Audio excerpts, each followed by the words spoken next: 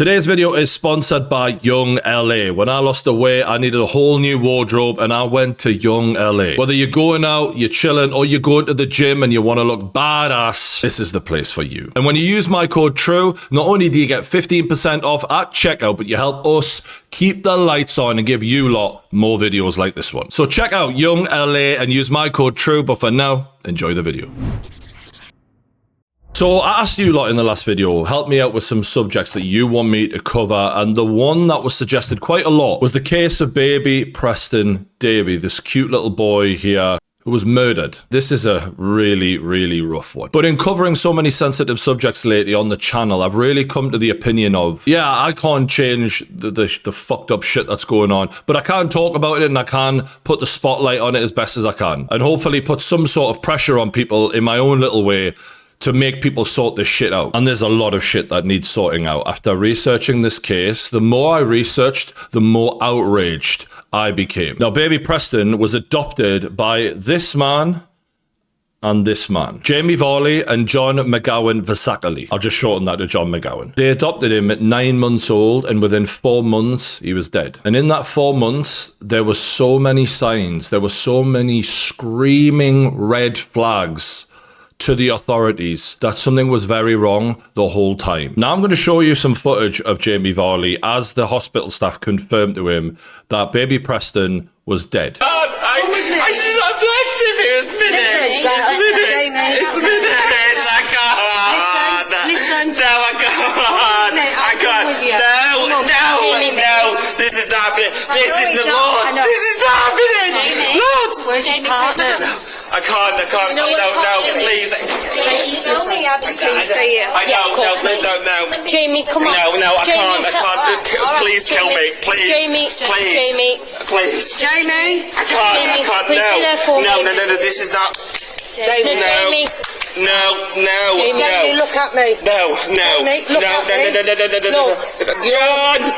Your son needs you. He doesn't need me. He doesn't need me. This is my fault. I left him literally 2 minutes when I went and got changed. He was in his chair. Now you hear Jamie Varley there say he left him for 2 minutes, and the story was that he left him in the bath and he just took his eye off him for just a few seconds, and he drowned. The problem is, when he brought the baby into the hospital, he was bone dry. And you might think, well, maybe that he dried off on the way to hospital. There was no water found in his lungs. And the post-mortem proved he did not die from drowning. But when they checked that baby over, there were 40 different injuries on that baby and inside that baby's body. From bruises to fractures to grazes all over. Chest, back, legs, mouth, head, arms, bowel, everywhere. He must have been in pain in every single part of his body. The pathologist ruled that this was consistent with violence, obviously, but also sexual abuse and forcible penetration. And this beautiful little boy was adopted by two monsters who put him through a reign of terror for 4 months until they eventually destroyed him. So how did we get to that point? Well, baby Preston here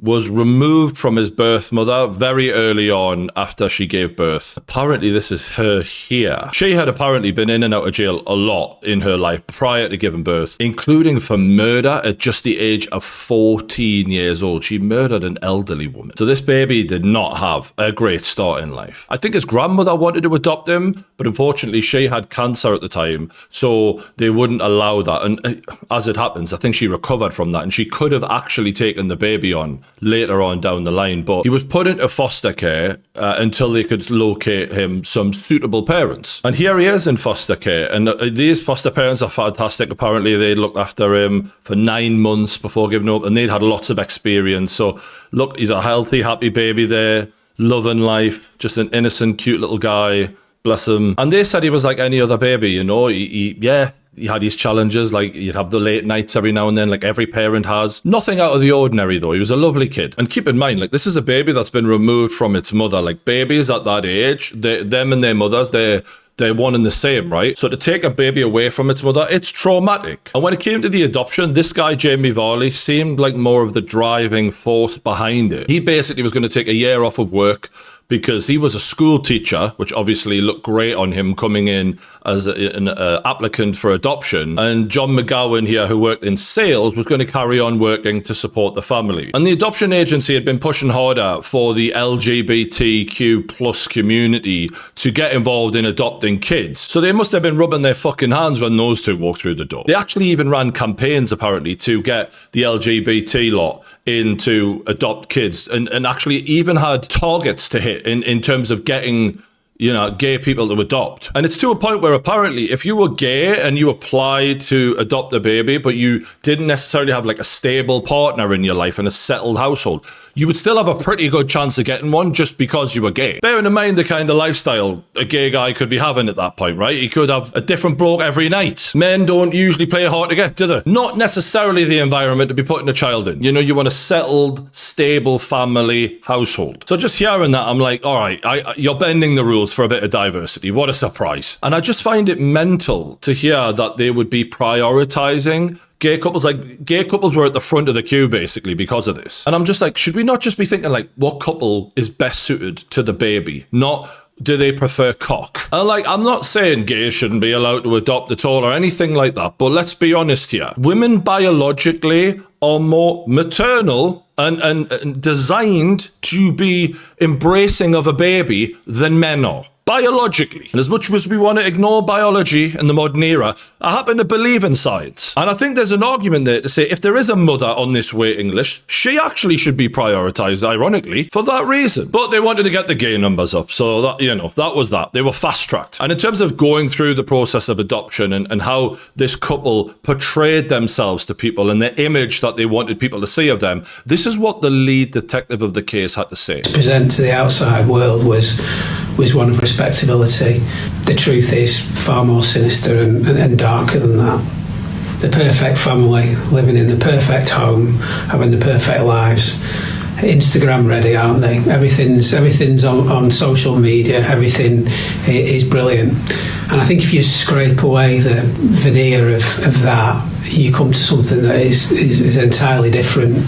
Everything wasn't good within the household. There were clearly arguments, bickering, clearly issues about long hours at work, Jamie struggling as a parent, as any new parent does, but it went further than that. I think Instagram Ready really nails it. In what I've learned about Jamie Varley, he was very much all for show. He was quite theatrical, is what they said, cared about what everyone thought. Bit of a drama queen, according to some people. And apparently the foster mother was less than impressed with his knowledge on even looking after a baby when handing the baby over. It was like, how much research have they even done into this guy? Yes, he's a school teacher. It doesn't mean he knows how to look after a fucking baby. And the messages between Varley and McGowan early on show immediately there was problems. One message from Varley said, he's needy. He screams all the time like he's being killed. And just hearing that, I'm like, well, babies cry. What the fuck were you expecting, you idiot? And actually, there's usually a very simple solution. Like, they only need one of like 5 things. They either need change, they're tired, they need a nap, they need fed, they need soothing. It's not rocket science. And yes, it's draining,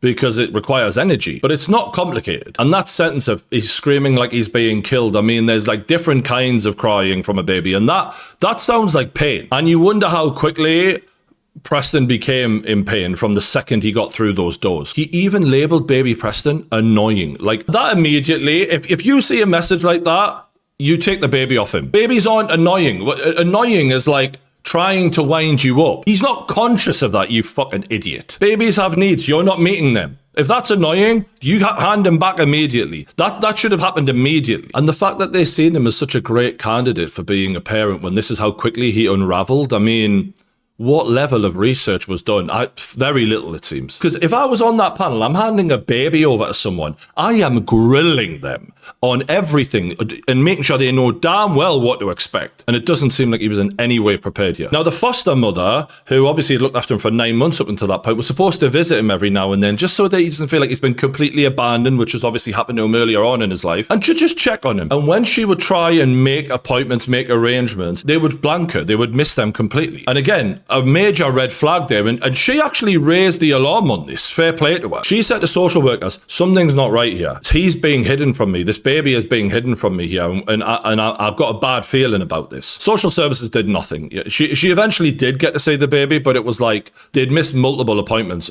outside of that. And going back to the crying, apparently baby Preston would cry a lot more than a normal baby. So much so that the neighbours would be very aware of it, and McGowan would actually go round to the neighbour to apologise for the sheer amount of crying going on. And at best, you know, these neighbours are listening to a baby whose needs aren't being met. At worst, they're listening to a baby who's in physical pain that's being inflicted by his so-called parents. Now, one of the main forms of evidence that would come into this case was pictures and videos that Jamie Varley was addicted to taking on his phone. There was one video where the baby seemed to be like almost like on top of the cot, like neck over the cot, liquid in his mouth, blue lips, suffering. And instead of like doing what a parent would do if you found a baby in any kind of scenario like that, God forbid, instead of Varley leaping to the baby and helping the baby and soothing the baby, whatever, figuring out what's going on, he recorded it for a while. And this is where you're documenting and keeping a hold of the videos of him suffering because you want to watch them back later. And that's like a level of insight into like the level of darkness. It's not just watching the pain, it's reliving it later. And where other parents would have panicked, he got off on it. That's how dark this is, yeah. And there was indecent images and videos being recorded by Varley, which he would also send to McGowan, like when he was at work. Just insanely dark stuff. And fairly early on, there was a 999 call made by McGowan. If you're in America, that's our police and ambulance. And they put the phone down like 4 seconds after making the call. But you can hear Jamie Varley on the call saying, put the phone down. So obviously something's gone wrong there, and McGowan's panicked. Varley is saying, we're not raising any attention about this. McGowan then calls 111 the same day, which is another, for the Americans out there, that's like a health service where they give you advice rather than actually sending an ambulance out. And McGowan says to them, the baby's having breathing problems and he's struggling to hold his head properly. Now, what's mental is they've only pieced this all together now in retrospect, but the health visitor who comes out when you get a new baby and checks the baby over and everything, obviously it works differently for adopted kids, but they're still doing checks. The health visitor came out the next day and they didn't mention anything about any reason for them making a call like that. Obviously the health visitor was none the wiser anyway, but again, that behaviour shows they're covering it up, whatever they're doing. Days later, Varley takes more photographs of injuries on baby Preston. And so again, it's not just doing the injuries, it's recording them and enjoying them. Now, baby Preston goes to hospital later in the month for a chest infection. Being that he was recently adopted, checks were done by authorities, but they didn't see anything out of the ordinary, and everything was seemingly fine to them. After this, Varley continues sending indecent images to McGowan. That continues right the way through the 4 months of hell. But we also then see bruising on the head of baby Preston. So it seems like things are ramping up now, and you guess that it's taking more for him to get his fix. So the level of pain he's putting this baby through is actually increasing. Rapidly, actually. Now, a short time later, Varley sends a message to McGowan, who's at work, saying that he needs to come home because baby Preston has suffered a medical episode. He doesn't take the baby to hospital, he just tells this fella, come home. So I think we all know who caused this medical episode. And as if all of this isn't horrible enough, he wasn't just physically hurting this baby, he was mentally torturing this baby. This is a picture taken from a video that Varley recorded. I'll not show you the video, but the baby is obviously shattered there. His little eyes are, completely shut. And in the video, you see the baby dozing off. The music in the room is blasting. No baby could sleep with music that loud. And yet he's still like dozing off. For a start, that's like the last thing any decent parent does when their baby is clearly tired and needs a nap, because babies don't sleep at normal hours. You just let them sleep when they need to sleep. And as the baby's dozing, he goes, rah!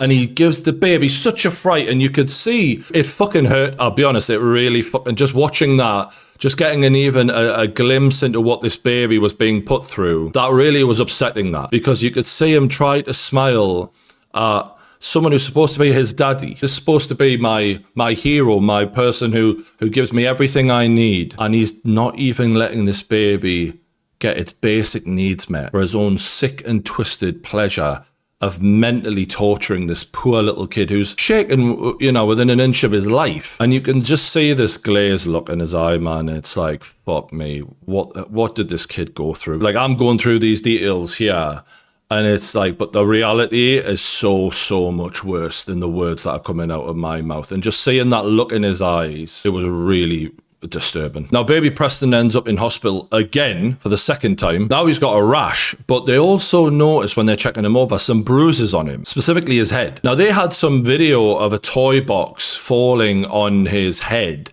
that sort of explained that away. But I've seen this video. That wouldn't have caused major bruising, in my opinion. And someone should have picked up on that straight away. And the video he showed of this box falling on him, it was taken 12 days before they found the bruises on him. So the bruises should have very much faded by then, at least. And Varley says to the nurses, you lot are going to think we've been abusing him or something. It's times like this where you're like, why didn't someone just think this isn't normal, this? A care worker comes to visit him the following week, noticing he's very pale, has very little energy, doesn't seem himself, and she describes him as very poorly. 2 days later, he's back in hospital with a broken arm. And that's the point where you're like, nah, it's just going off left, right, and centre here, isn't it? Like, there's so many red flags, especially with a kid who isn't theirs. He's been adopted, and immediately he's gone from a stable foster care environment where never a fucking problem to constant hospital visits, like a shell of himself immediately. Now, he tells different stories to different people about how this broken arm happened. Tells the hospital staff it was when he was putting him in his cot. He tells the doctor it was when he was putting him in his car seat. He tells a friend that it happened when he caught him while he was falling. And he's probably thinking, they're going to start twigging here. Someone's going to catch on to this soon. But don't worry, because the fucking social worker reassured him. Don't worry, the hospital have got no concerns. We're sure everything's just fine. Imagine.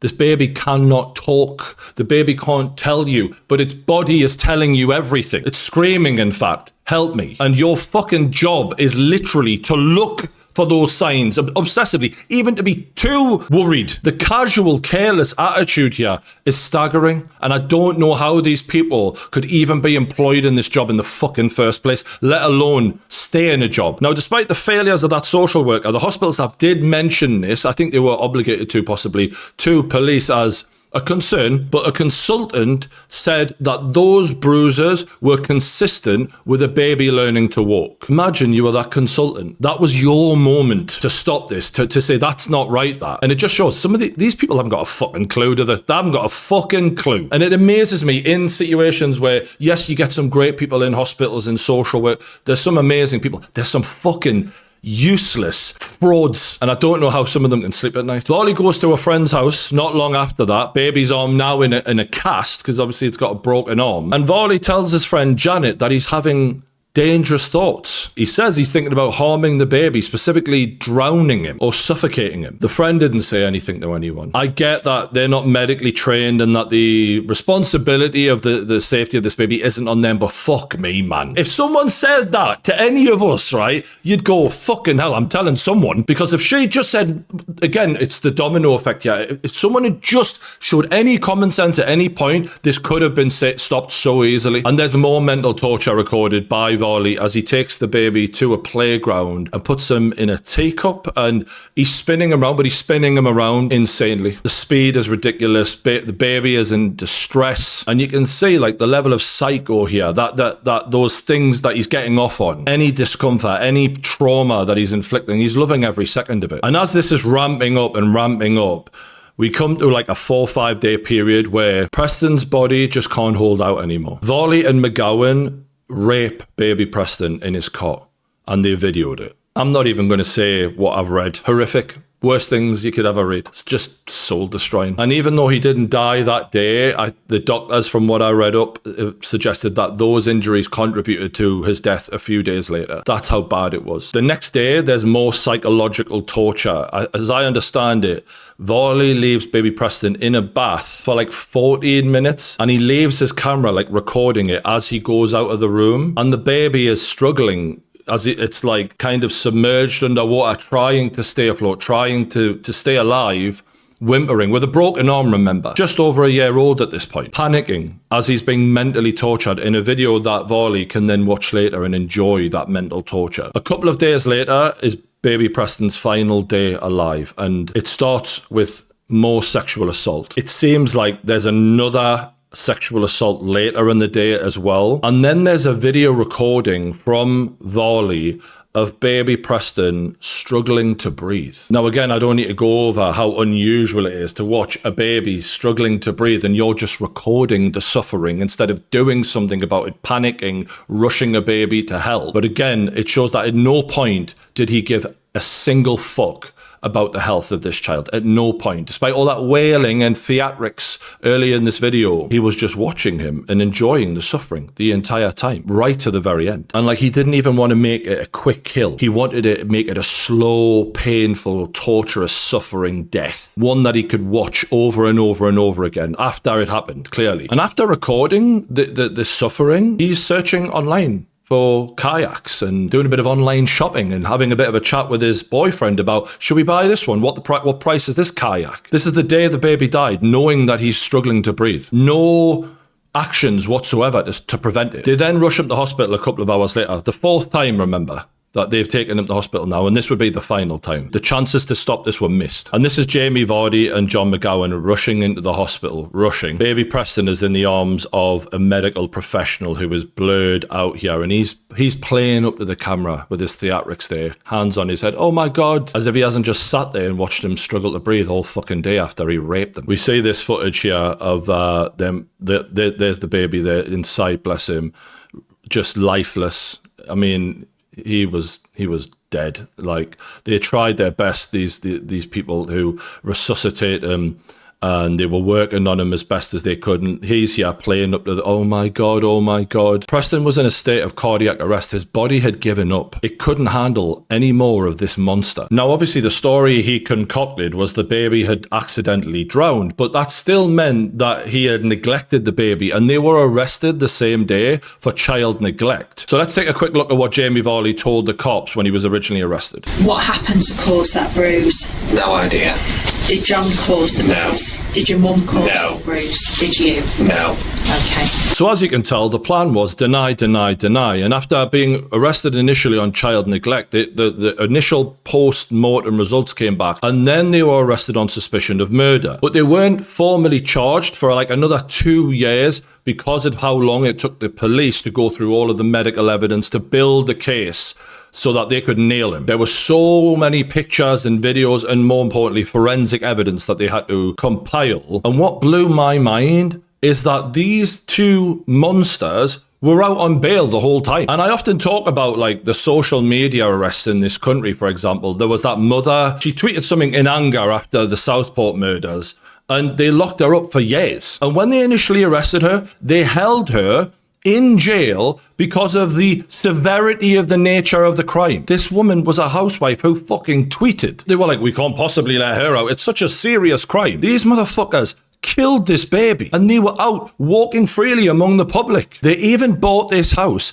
22 days after committing the murder. So where that woman couldn't leave her jail cell because she was such a danger to society, these child killers are moving into a lovely new home in a lovely new neighborhood. No one knows what the fuck they've been arrested of in the neighborhood. No one has a clue. They're just this cute little gay couple who've just moved in next door. But they were monsters. They were child murderers, and they were allowed to carry on living a normal life. And my God, remember how Jamie Varley took a year out of work? Well, he was due to go back to work, but because of what he'd been arrested on, they couldn't allow him back in. He was suspended on full pay. So this child killer is getting paid by the taxpayers, by me and you, to sit in that lovely home with his feet up after murdering that little boy. This country is a fucking joke, man. It's an absolute fucking joke. But when there's not a political agenda, people can do what they want, can't they? And apparently the local neighbours said, you know, for Easter and Christmas, they'd make a big effort to decorate the house. They'd have the front garden all done up. They'd even have this like picture thing where, you know, where you can put your head through and get a photo taken at like Christmas and Easter. And get this,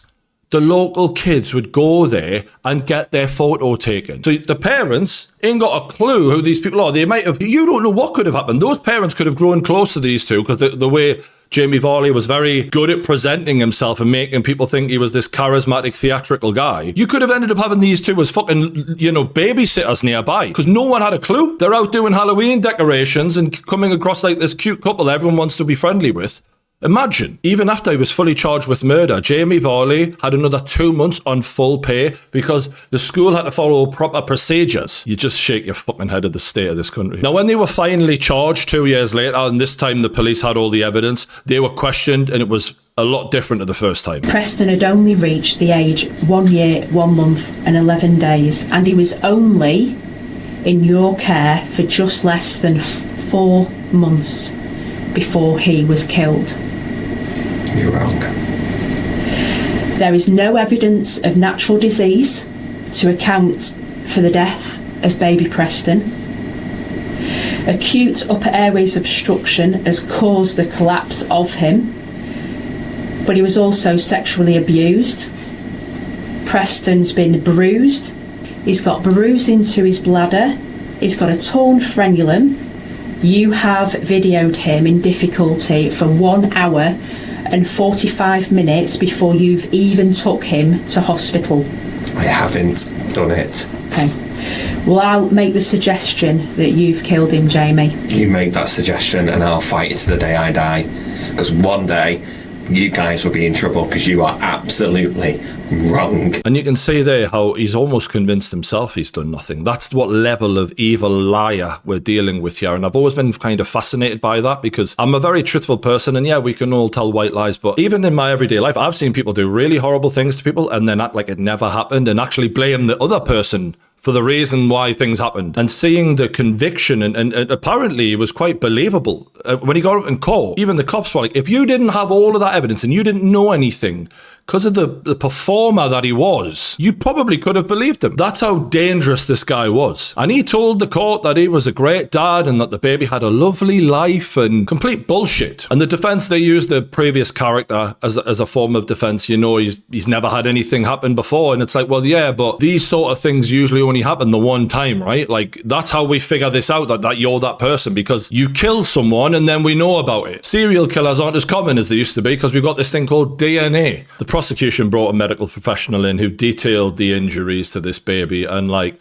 there was even a bite mark on his bottom and like forcible penetration injuries. And when explaining how the baby died, like an obstruction from being able to breathe, the way they described it was something held over his face or something placed in his mouth. And given everything that baby had been put through, it doesn't take a genius to work out this kid was raped to death.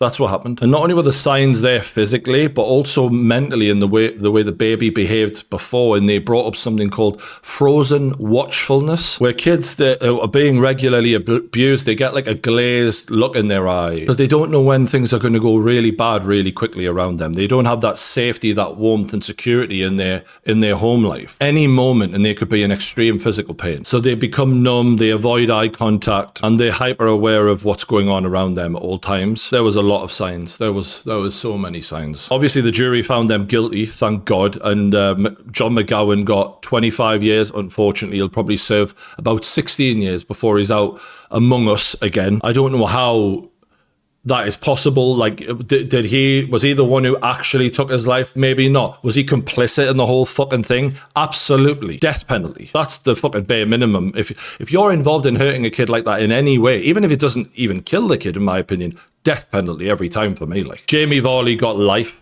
And apparently when he was told that would be his sentence, he went on like a drama queen, as you'd expect. Even threw up, I think, in the courtroom, collapsing to his knees, screaming his head off, which would be his final big performance, right? He'd been performing to the adoption agency, the social workers, the nurses, the police, everyone he encountered, constantly performing. And that's another performance for me. And speaking of the professionals around him who watched on and did nothing as this happened, the social workers at the council responsible for murdered adopted baby Preston also missed chances to save 3 other children from similar situations.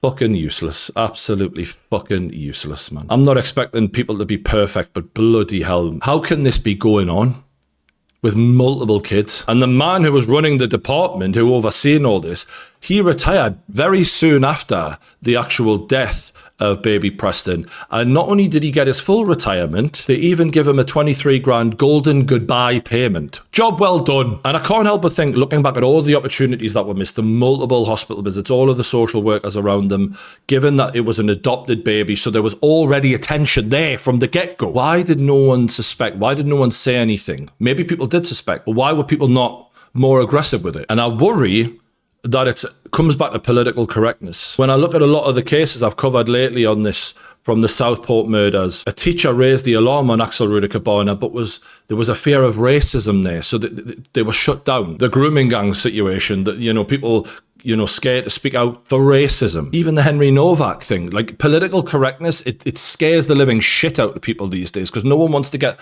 that label. And in this case, was it homophobia that scared people? Were people insanely lenient and insanely blind because they were scared to speak out because of being labelled homophobic? Remember that social worker even saying, don't worry, the hospital aren't worried about anything, everything's fine. Why are you saying that? Why are you reassuring someone who you should have your fucking eye on that everything's fine? And the fact is, the reason that they got baby Preston in the first place was because they were pushed to the front of the queue because they were gay. And I'm not equating in any way this baby's death to them being gay. I'm saying, were there signs missed? Were there opportunities missed here? Because people were scared of being labelled something that they wouldn't have been. But we see this constantly throughout the world now. And we can thank woke ideology for people not being able to do their jobs properly these days. As for these killers, I hope they burn in fucking hell. And we can all pray for a bit of Ian Huntley-style prison justice being delivered to Jamie Varley ASAP. I don't even want to say what I hope fucking happens to this guy. I'll probably fucking get taken off of YouTube. We'll leave that one there. A big thank you to you lot for pushing me to do this story. I really want to respond to what you guys want me to talk about. I get messages on Instagram, I get in the comments. It's really helpful to me as a creator. Tough one to research, but hopefully, again, like I said at the start of the video, talking about this stuff, raising the awareness to how pathetic some of these situations are in the lack of protection that there is for kids out there. And in doing the research, I've seen so many kids, so many babies killed by parents. It's crazy how much of this is going on. But look, thanks for listening. I appreciate you all, and I'll catch you on the next one.